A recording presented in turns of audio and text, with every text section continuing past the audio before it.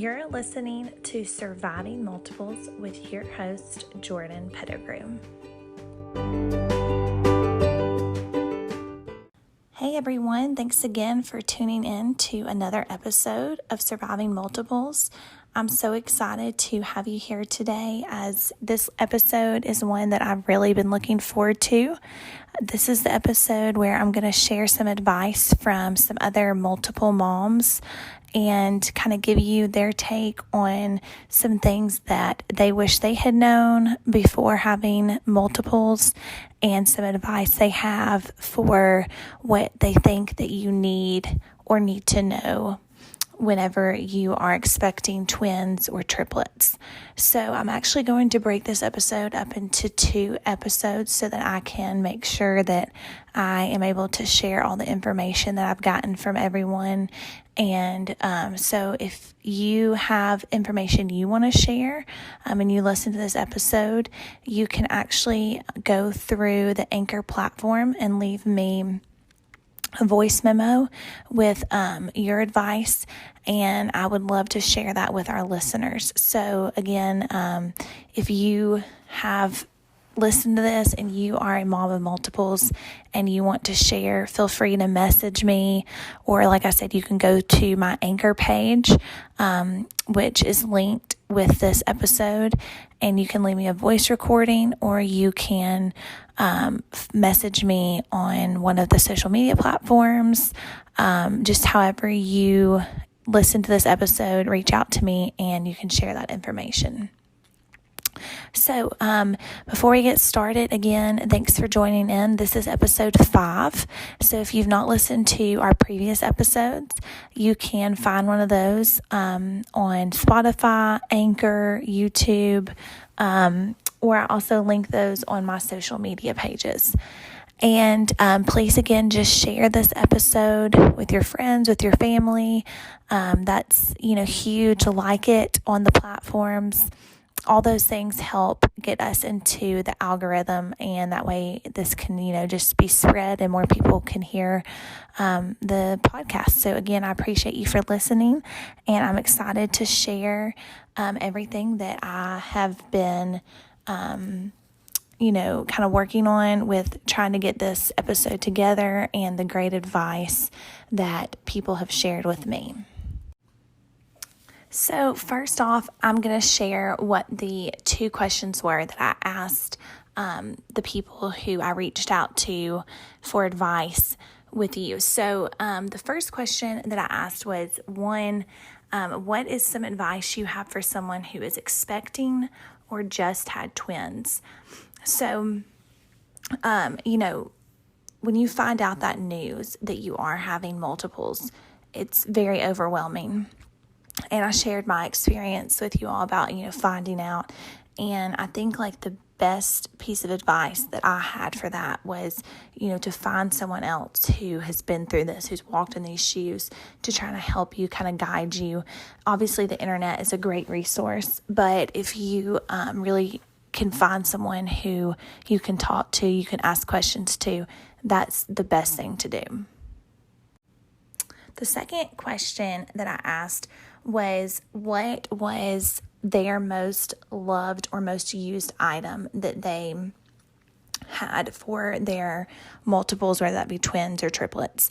I spoke to several twin moms and a few triplet moms for this episode, and so those were the 2 things I wanted to start off with. So I hope to get some more advice as we move further, but I feel like those were the 2 main things that I really wanted to start with asking people. So to start with, I actually have a neighbor and friend who had twins about 9 months after I had my triplets. And so that's been really neat that we, live in the same neighborhood. We get to, walk together through this journey of having multiples. She actually has sisters who are twins, so she got to live through, growing up with siblings that are twins, and then she ended up actually having twins of her own. So she has twin little girls. Like I said, they're a little bit younger than my triplets, but I'm excited for my kids to get to grow up with herds, and especially for Madeline, since she's surrounded by a bunch of boys, I know she's going to be excited to have some friends who are girls. So this is from my friend Allie. This is her advice for, anyone who is finding out they're having multiples. And this is kind of like her take on this. So I'm going to read this for her. I will have some advice on here that's actual voice memos from the people, but this one I just kind of asked her, and so I hope to have her on at some point to, kind of share some more information. But for right now, I will read you what her advice was. So Allie said that her advice to someone who just found out they're having twins is to try to just go with the flow. She said you can never have expectations for anything. She said the saying, sleep when the baby sleeps, is a big fat lie. She said there is too much to do and not enough time in the day to keep your babies on a schedule. She said, I know people will say to let your baby eat when it wants to eat or sleep wherever, whenever, and that's great for a singleton, but it's so hard with multiples.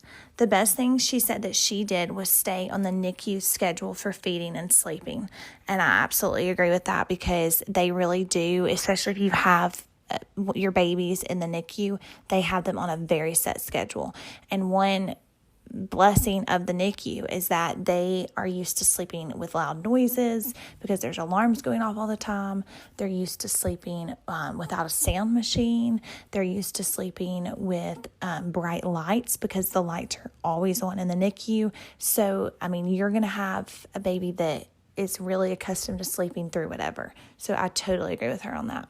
And then you're also going to have them used to being fed every 2 to 3 hours on a schedule. And they literally start to even just wake up before that feeding.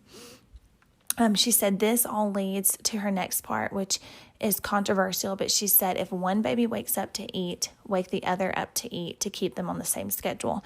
And she's right, that is kind of controversial, because you hear the whole saying of like, as long as your baby's gaining weight, as long as your baby is, fine, then you don't wake them up.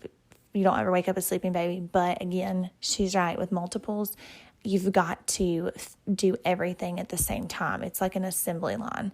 So what you do for one, you want to do for the next. So like she said, you feed them, you change them, you feed them, you play with them, and then it's, laying back down when they're first born. But yeah, so definitely I agree with that. You don't want to get them off of a schedule from each other, because then it makes things very difficult. She said the last thing you want to wake up for is double feedings at night. And that's so true. And even during the day, I know that there was one point in time where I felt like I wasn't getting like enough one-on-one time with each of them. So I was like trying to stagger when they would wake up or when they would go to sleep, so I could kind of like get one-on-one time. And that was just too hard. Like I felt like I was never getting any time for just me. So having them on the same schedule will be your best friend. So definitely try and get that started early, and then you will thank yourself later on. So Allie said that her most used and loved items for twins was the Jovi Twin Roof stroller. She said, I would have never made it out of my house without this. And so, yeah, definitely finding a good stroller is key, and something that is easy for you to manage on your own, because a lot of times you will find yourself going places without your spouse or without help, and you really do need to be able to manage that stroller and make sure that it's something that you want to use and you can use easily. She said that another thing that she really loved was the Dr. Brown's formula pitcher, or any pitcher. She said, my girls drank cold bottles, also a very tender subject for some people. So we would just pre-make all their milk for the day in the pitcher and then just pour it into their bottles. And I agree with that, because especially like even if you have the Baby Brezza Formula Pro, you still have to clean that so many times in between. I think it's like after every 3 uses of the like Formula Pro, you have to clean like the dispenser part, where the funnel, I think is actually what they call it. But anyways, the pitcher is great for nighttime. Because you can just literally have it already pre-made.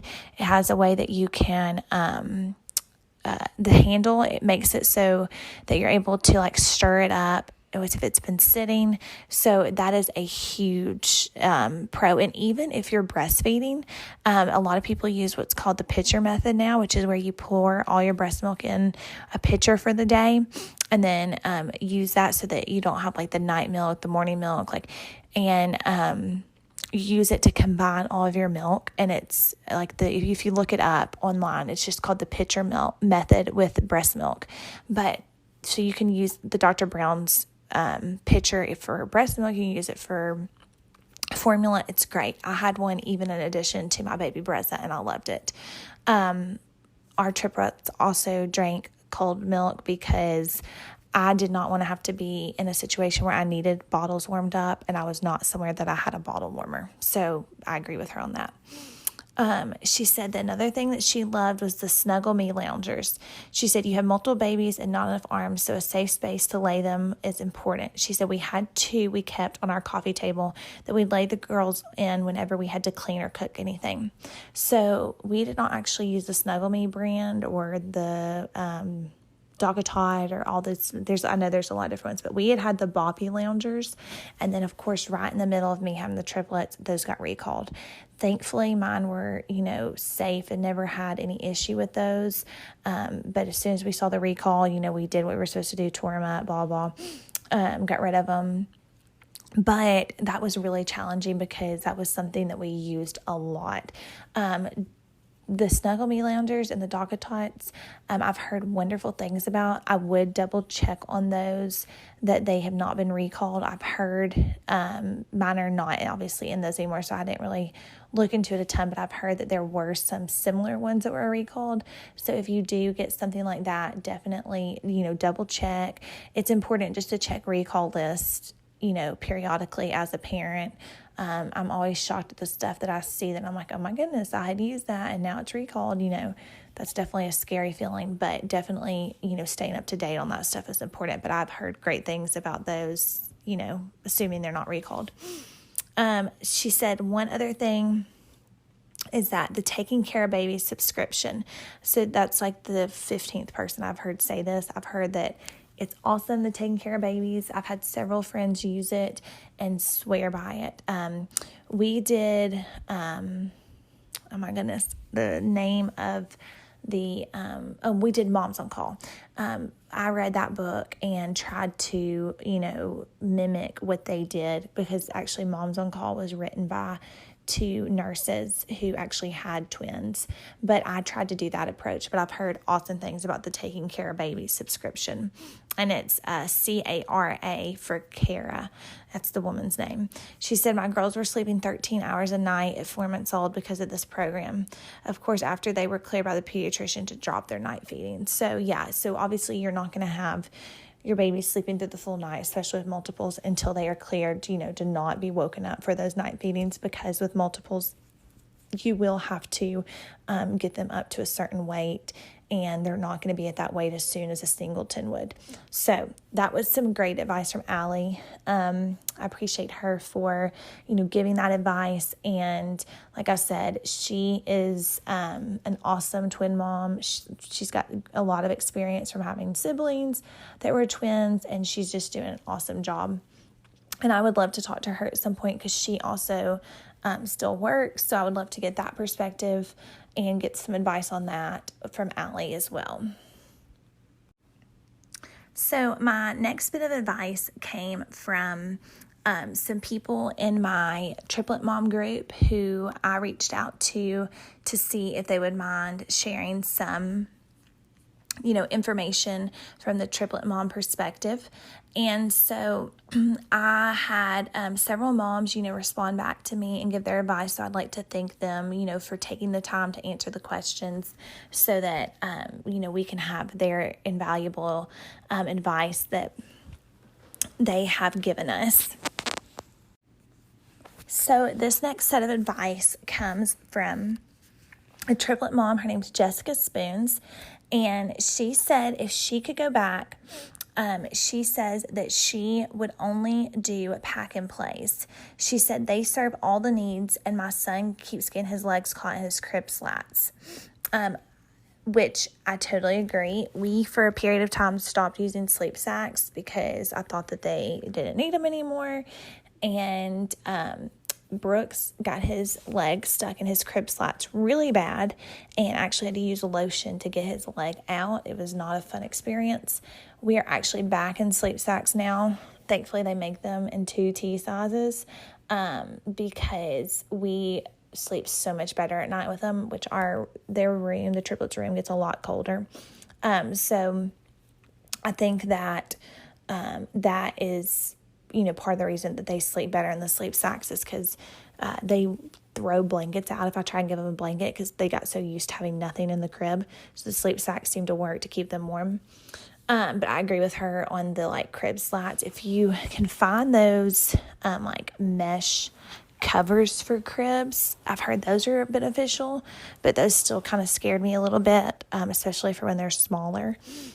But she said that they are not using sleep sacks anymore, but she said, honestly, the whole crib design has a long way to go, in my opinion.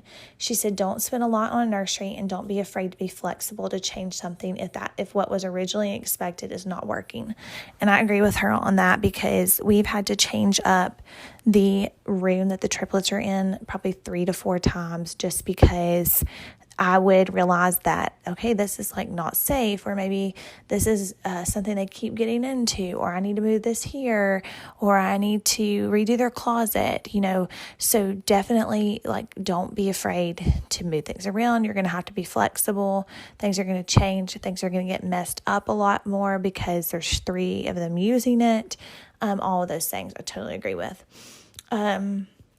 She said, it's also okay to not do what most families do.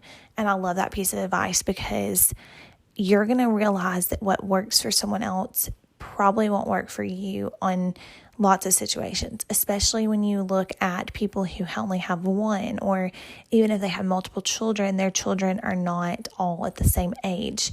That is going to be somewhere where you can't compare yourself. And I've talked about that before, about not comparing your children, but it's really important to not compare yourself to other families who are not multiple families. And don't even compare yourself to other multiple families because you're your own unique set of people, and everybody's going to have a different experience, and that's okay. That doesn't mean that yours is not as good as someone else's, or whatever. You're doing the best you can, so don't beat yourself up ever. She said that it did not work for all of mine to share a room, and our life got infinitely better when we moved and had more space and could separate more. So that's awesome if you can. Make it where you don't have to have them all in the same room. I know there's been times where I wish that I'd had one extra room that I could put one of them in to sleep, because it seems like that we'll go through periods where one's not sleeping as good and the other 2 are. And if I could have that extra room to put them in, then I think, that would help everybody sleep. But I totally agree with her. If you have that option, do it for sure. I'm just not at a point where we really are in the position to move with the housing market, and just even thinking about moving right now with small children makes me want to hyperventilate. But if you have that ability before you have your children, then absolutely that's probably a good idea. She said that also breast is not best. She says, I've spent a great deal of my doctoral studies on the topic, and it's so sad that this is still believed when every research study done in this century since the regulation of formula by the FDA demonstrates zero difference in the outcome in children that are breastfed versus children that are formula fed. She said, I'm not saying it's not the right choice for some families. I breastfed and pumped my heart out for 10 months for reasons and support either, but breast milk is not superior. Formula is a nutritional equivalent. So I think that this is great advice. I know that with Maddox, I beat myself up because I was having to pump and not actually breastfeed, even though he was still getting breast milk, and I felt very judged, and people would tell me, oh, it's not the same. Like, he's not getting enough milk. He's going to be malnourished. It's not going to, it's not going to go properly. You're going to have to still give him formula. You don't want to do that. You need to try and do this, blah, blah. And I felt so inferior. And the point of the matter is Maddox was staying fed. He was fine. He had met every developmental milestone he was supposed to meet. I did end up eventually switching to just formula. And he's perfect. He's so smart. He excels in everything he does. And so then when it came time for the triplets, and there was a lot more research behind, oh, yeah, you can breastfeed by pumping. That is okay. That's still breastfeeding. People are a little more, aware that a lot more people actually pump now and exclusively pump to feed their children. And I did that. But I will say that I definitely felt like, when I was having to supplement with formula, I didn't feel this time like, oh, this is inferior. I'm, giving them something not as great. Feeding your child is the most important thing. And when you have multiples, it's just not always realistic that they get exclusively breast milk. So do not beat yourself over that, because she's right. They have research that they've done. And if you want to, research more into the brands and what's in the formula, I say to go for that. There's obviously some, options that some people say are cleaner or the ingredients are better. I know a lot of people who get their formula over from Europe because they have different standards that their formula is held to. Regardless, if you're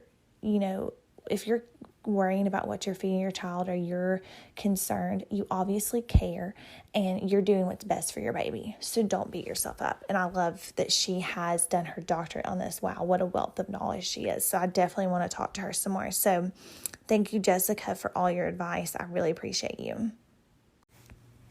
So our next piece of advice, or set of advice, comes from another triplet mom.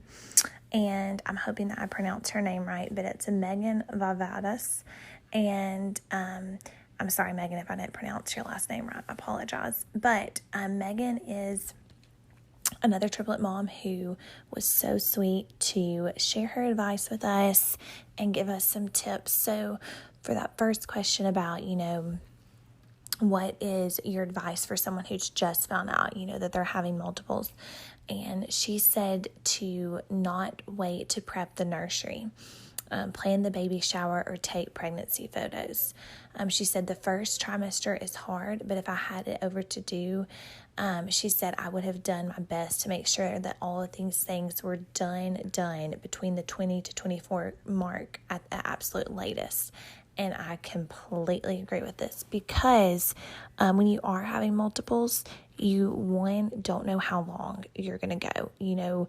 Ideally, you're going to make it to the point where, they have to induce you or whatever. But, at least, with triplets, not much after 34 weeks. And, twins, 36, 37 weeks is kind of the cutoff. So I agree with this completely, because you, one, don't know when you're going to have them. Two, you don't know how you're going to be feeling. I had every anticipation that I was going to work until, the 24, 26 week mark. And at 20 weeks, I hit a roadblock and I was like, I cannot work anymore. And then also by that point, I was not feeling like setting up a nursery. I had wanted to take maternity photos because I had not done a lot of maternity photos. Really hadn't done any maternity photos with Maddox. And I wanted to actually get some professional maternity photos done with the triplets. Well, with multiples, by the time you're in the end of your second trimester, it's really too late, because you've gotten so big or so swollen. That is the last thing you feel like doing. And then, so baby shower, make sure you have somebody planning that for you, helping you, and you definitely need the time. You want to have that early so you have the time to set everything up. So I 1000% agree with this advice. That is wonderful advice. Really, with anything with multiples, you're going to have to do things differently than you would with a singleton. And I think that's hard if you already have a singleton, because you kind of know the way that things go. And with multiples, you really are almost like you're going through a pregnancy for the first time because everything's going to be so different.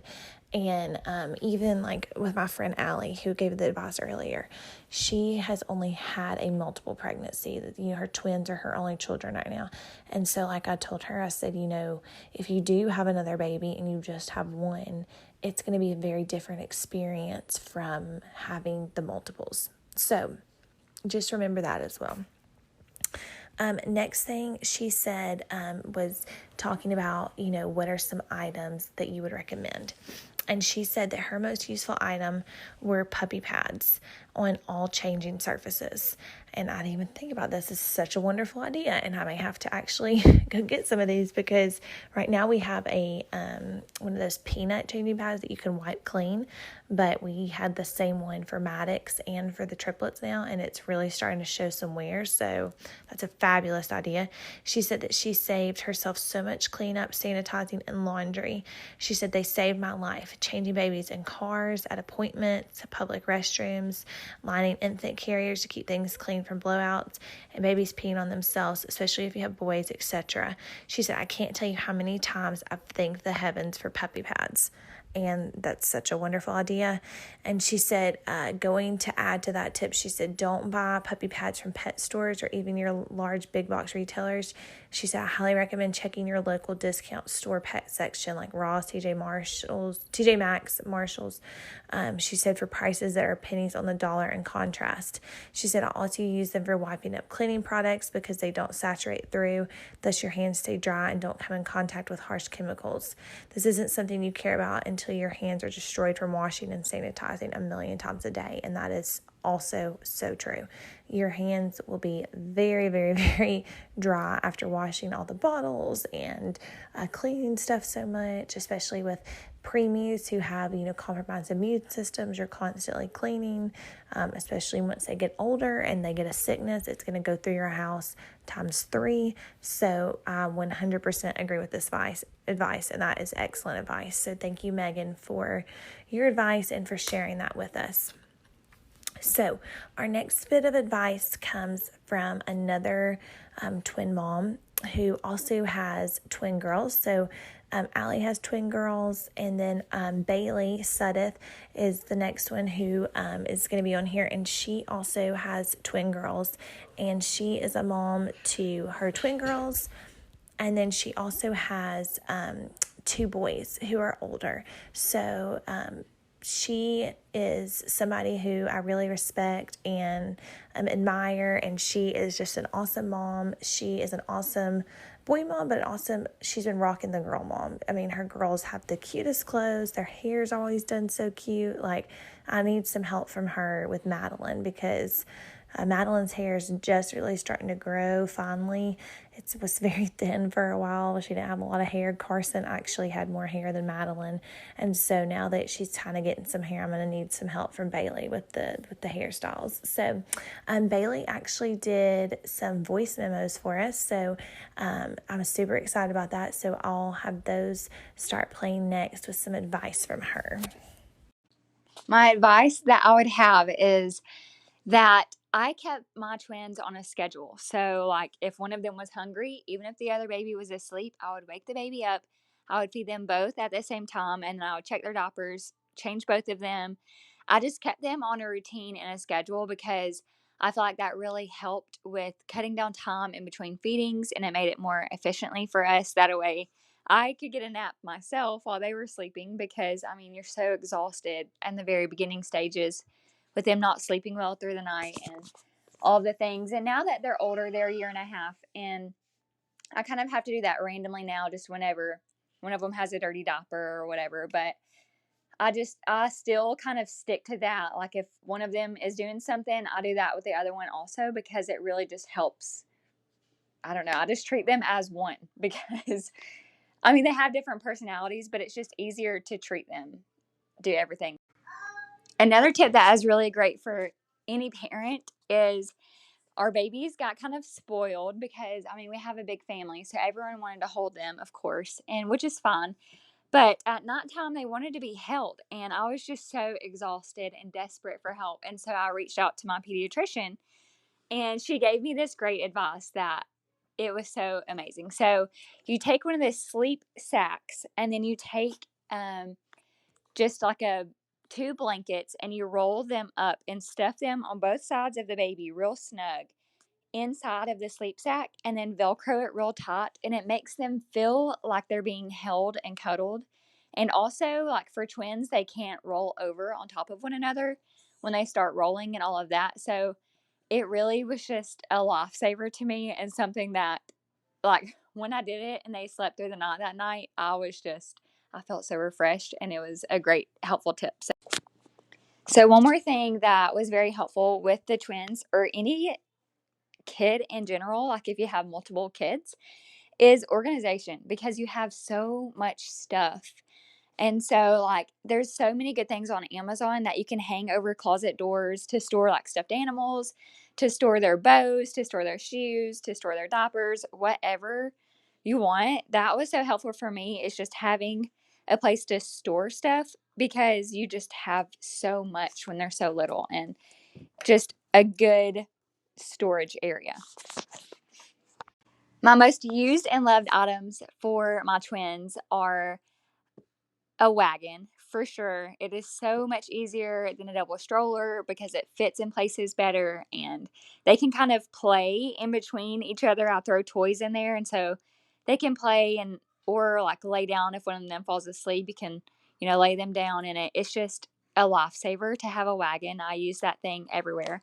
A sound machine was very helpful, because if one baby would cry during the night, I would turn that on, and it would kind of help drown out the noise for the other baby and not disturb them.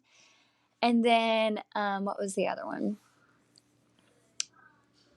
Oh, like you said, like a pack and play, like a large play area where you can kind of confine them when they start moving, so that you can get laundry or dishes or whatever done without them getting into stuff. That was very helpful to have that also. So Bailey had some awesome tips for, raising twin girls and multiples, or even just kids in general. And I totally agree with everything that she said about, keeping them on the schedule. And even with ours being 21 months now, we still keep, a very strict routine schedule, which has been a little odd to me, from just going from like one child to four, because with Maddox, we really didn't have to switch up like our routine that much. He kind of like blended into our life, and we were still able to go and do things. We went out to eat all the time, like we didn't really worry about like making plans and it messing up his routine, because he was just so go with the flow. And I think that's probably like the biggest adjustment with having multiples, is that you do have to really think about, when you plan things, like, is this going to mess up nap time? Is this going to mess up, dinner? Is this going to mess up bath time? All of those things, because you do have to keep such a schedule. And that doesn't mean you can't break it every once in a while, but I will say, like, you definitely have to know that if you do break that routine or that schedule, that it's going to make, things harder. It may make them not sleep as well that night, just all of those things. So I also liked what Bailey said about how, she treats them as one, like, what she does for one, she does for the next. And that's also very true with my triplets. Like, we start off the morning, they wake up, I have them their milk for when they wake up, I change their diapers, they get up, we go in, they eat their breakfast, we play for a while. Then when it comes time for nap time, we do diaper changes again. They, lay down at night. We eat, they all take a shower, they get their milk, they have like cuddle time, they get their sleep cycle on. Like, it's always, kind of the same thing, just done three times. And, of course, there is like, you'll have to change one just because she's, like she said, they have a dirty diaper or whatever. But if one gets a snack, they all get a snack. If one gets a water, they all get a water, because you'll find that what one does, the others just automatically assume they need to do. Like, even if I've had before, like, one who gets sick before the others, which normally that doesn't happen. Normally they tend to all get sick around the same time. But if they do, then like I'll be giving one of them like medicine, and the other two will like come in and like literally stand there like, okay, I'm ready for mine. And it's like, I'll have to tell them like, no, no, no, you don't get medicine. And I'll literally sometimes have to just put like water in a syringe and just give it to them, because they know like what you do for brother or sister or whatever you do for me. So I totally agree with that. And I wish I had heard about the swaddle cuddle buddies that she talked about. That is such a good idea for sleeping. So if you're having trouble with your baby sleeping, that is a brilliant idea. And then also I agree with her with the wagons. Wagons are so awesome. And there's so many good ones out there on the market now. I mean, every time I'm out, I see different ones now. So I think the wagons are definitely becoming more popular. And then the sound machine, 100% probably one of my most used items.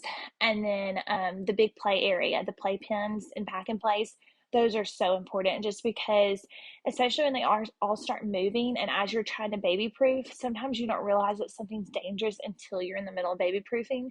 And so those help so much just so that you can get some stuff done without constantly worrying about like, okay, are they safe? If I walk out of the room for 2 seconds, is somebody going to get hurt? All those things. So all those are wonderful tips that she gave us. And thank you so much, Bailey, for all of your awesome advice. So, guys, I hope that you have enjoyed this episode and enjoyed getting to hear some tips from some other moms of multiples. And like I said, this is part one. So, I'm hoping to hear back from some of the other people that I've contacted to have them, give some advice for our next episode. And if you, like I said, if you have any advice that you want to give, even if you're just a mom of several children or a mom of one and you have something that you think would be helpful to a new mom, please reach out to me. Let me know, because like I said, this is a community and we're all here for each other. And most of the things that I have learned, or if not all the things I've learned from somebody else giving me advice and helping me out. So I know that all of us who shared our information today, that's our hope, is that we can just make someone else's journey easier and help them to, kind of the first time around figure out what they're doing. There's so much that I wish I had known with Maddox that I know now that, I look back and I'm like, man, if I had known that. So I hope that this was helpful. I hope it was beneficial. Please share it. Share it with somebody you know. If everybody who listens shares it at least once, that would make a huge difference in who all gets to hear it. So I appreciate you all so much for listening, and I hope that you have a blessed day, and I can't wait to talk with you next time. Thanks again.